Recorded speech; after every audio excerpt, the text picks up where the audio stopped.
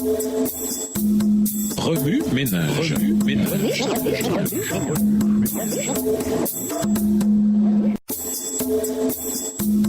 Remue ménage.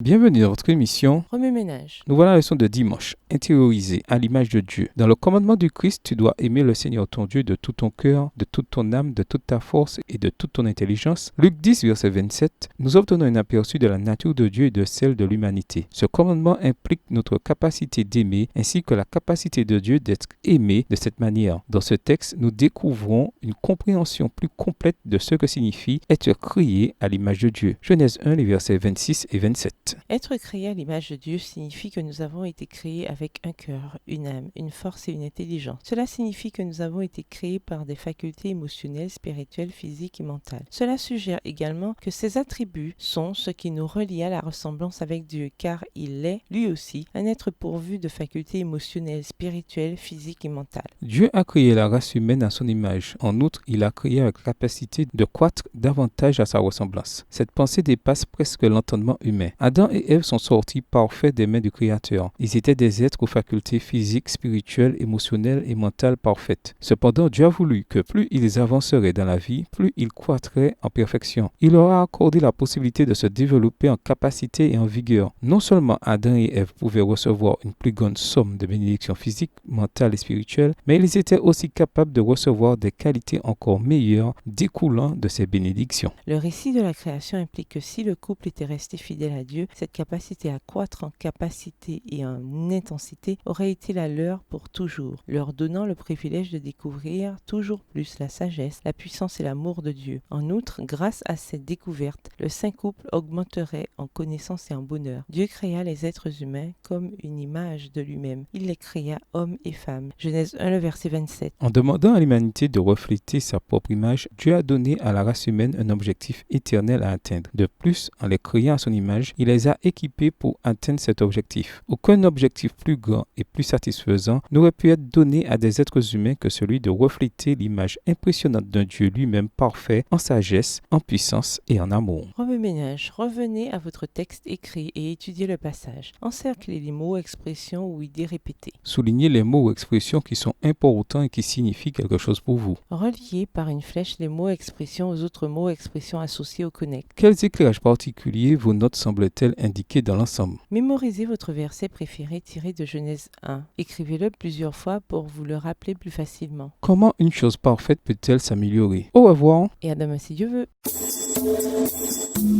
Remue ménage.